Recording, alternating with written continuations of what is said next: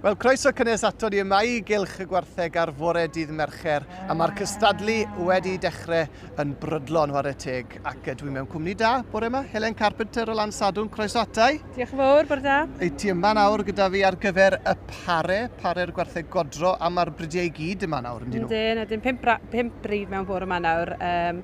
Wedi cystadlu ar beirniad yn dewis 2 o'r clas cyntaf maidens iddo mewn fan hyn bore yma. Jerseys sydd yn agos at dy galon di'n de, fel ar teulu? Ie, jerseys, falle. Mae gyda ni bach o diddordeb mewn gwartheg Holsteins hefyd, ond y bryd jerseys fyddwn ni'n dangos. A dad yn gadeirydd yw e nawr? Yn ysgrifennydd. Ysgrifennydd ar yr Holsteins, ond wedi bod yn cadw jerseys a mae yna rai na o hyd, oes? Oes, mae dal rai na, oes. A dyna ni, y jerseys sydd yn y dosbarth yma. Beth am y par hyn te, Helen? Be neidio rhain? Ie, maen nhw'n par nath yr llo ar y tu fewn ennill y dosbarth bore ddo. Ond does dim rhai dewis y cyntaf a'r ail. Mae'r beirniad yn cael dewis cymaint oedd yn y dosbarth. Dosbarth arbennig bore ddo. 4 ar 10 o lloi yn y dosbarth ma, felly oedd digon o ddewis gyda ddi. I ni'n gweld Ifan Wilson efo'r anerfach sydd agosat, ond i fyna gath lwyddiant mawr ddoen do gyda'r fywch ailo, dwi'n meddwl, yn dweud oedd I enillodd adran y jerseys, fydd honno yn y bencampwriaeth nes ymlaen heddi nawr o nôl at y pare yma. Mae'r rhain yn bar sydd yn siwtio I gilydd ac yn gweddi gilydd yn dda. Mae wedi cael ei rhoi gyda llo o Nant Garedig o salfach jerseys gyda Iwan fyna. Ydyn maen nhw'n par sydd yn matcho ac yn dangos gofynion y bryd. A nawr yr Holsteins. Dyma nhw a 2 wyneb cyfarwydd yn arwem yn hyn nawr. Hefin Wilson trygibu ar y chwith ond llun I yn fyna. A Mike Owens o Dregaron. Tipyn o strab yw Mike, wy'n abo Mike ar teulu yn iawn. Beth am y par yma o Wartheg Holstein? Mae 2 par ddar yr handler bore yma'n dosel. Mae 2 par o heffro da iawn gyda'n hefyd chwarae teg. 2 sy'n matcho yn dangos gofynion y bryd. Ac digwydd bod yn agos iawn at I lliw yn dyn nhw, achos mae'r Holsteins yn gallu fod yn hollol wahanol, ond mae'r 2 ma'n matcho'n dda bore yma. Ac I bobl adre nawr, ynddo fe, Helen, mae'n ddifyr I bwyntio allan fod Hefin ar y dde fyna nawr efo'r Holsteins yn cystadlu'n erbyn I fab Ifan, welon ni'n gynharach yn arwen y jerseys. Felly mae frwydr teuluol fan hyn bore yma, dwi'n ynghylch y gwartheg. Coni Ifan y mab fyna a'i dad yn y pellter. Fi'n credu bod y ddau gyda cymaint o diddordeb yn y ddau bryd a'i gilydd, ond mae rhai dewis I ddangos bore yma. Oes, yn union na. Mi fi oedd na dipyn o ddathlu neithiwr yn y shed Wartheg, dwi'n meddwl, ar ôl I trygibu ennill efo'r fywch jersey na. Nes I sgwrsio da Hefin yn gynharach, wedi cael noson dda. Ddim wedi cael awr o gwsg, ddim oherwydd y dathlu, ond wedi bod efo'r gwartheg trwy'r nos, yn siŵr bod digon o ddŵr o'i blaenau nhw. A dim Hefin yn unig, mae'r arddangoswyr yma I gyd yn gwneud hynna, dyn nhw Helen. Ydyn, maen nhw. Lot o waith yn does. Cyn y sioe, ond yn ystod y sioe hefyd. Ydy. A wedyn, dewch I ni droi'n sylw wedyn te at y par yn y canol, sef yr Ayrshires, gyda'r merched yn y crysau glas yn arwen y 2 yna. Ie, 2 handler bach smart bore yma gyda'r 2 Ayrshire. Lloi falle bach yn llai na'r 2 grŵp cyntaf falle, ond 2 sydd yn dangos eto gofynion y bryd ac beirniad wedi dewis 2 sydd oedd yn matcho I gilydd achos bore yma ni yn edrych am bar o anifeiliaid, so mae'r 2 yn gorfod dangos yr un gofynion. Y beirniad yn y dosbarth yma bore yma yw Meirig James o fferm Pengwasau. Hendi Gwynar Daf a dyna ni, fi sy'n cael sgwrs ydyn gyda Meirig yn gynharach ac Meirig yn edrych ymlaen yn arw at y gystadleuaeth yma. Gar I ddechrau ar y gwaith, wyt ti'n nabo Meirig yn dda? Ydw, fi yn ydw, a mae'n falch o cael y cyfle I beirniadu bore yma'r dosbarth hyn. Meirig yn adnabyddus I pawb yn pob bryd wrth gwrs, achos yn ei swydd fel classifier yn mynd o amgylch y ffermydd I gyd.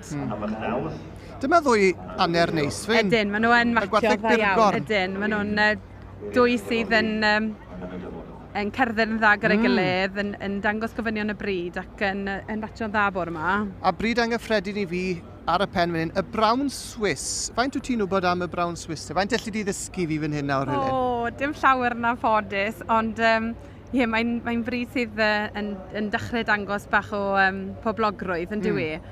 Tipyn o rhifau yn y dosbarth o.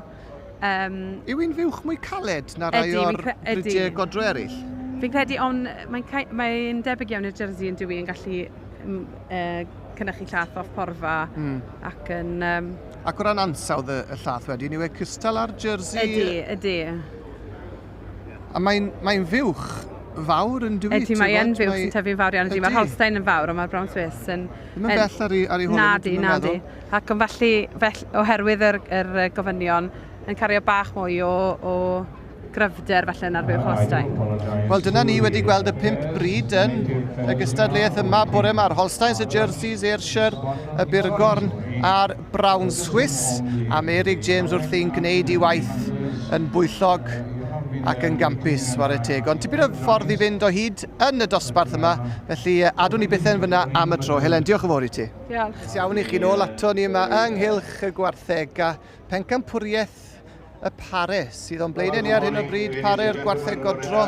A dyma wartheg y dyfodol, a dwi'n cael cwmni Helen Carpenter o Lansadwrn, Fferm Cwmeilath, i edrych ar y cystadlu ac mae Merig James y beirniad wedi cael tipyn o ben tost a gweud y gwir achos mae e ddosbarth cystadleuol tu hwnt, Helen. Byddwn ni'n meddwl bod e wedi, achos bod ond fel yn ei gweud, mae fe'n edrych bod yma am bar o heffrod, felly mae'n siŵr falle bod ambell i bar yn siwtio ei gilydd yn well na'r un rhai arall.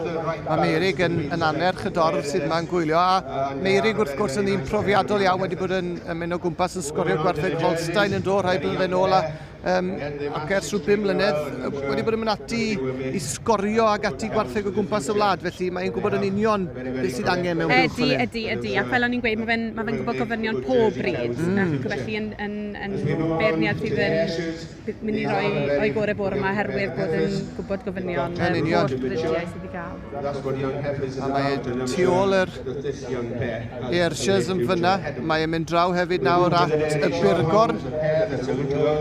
Dyma mwyn i'r par hynna yn y dosbarth yma, sy'n ni'n feddwl i fe. Ond fel y Merig yn gweud fyna nawr, mae'n dangos, y ddwy yn dangos gofynion y bryd ac y ddwy yn debyg iawn yn ei marciau.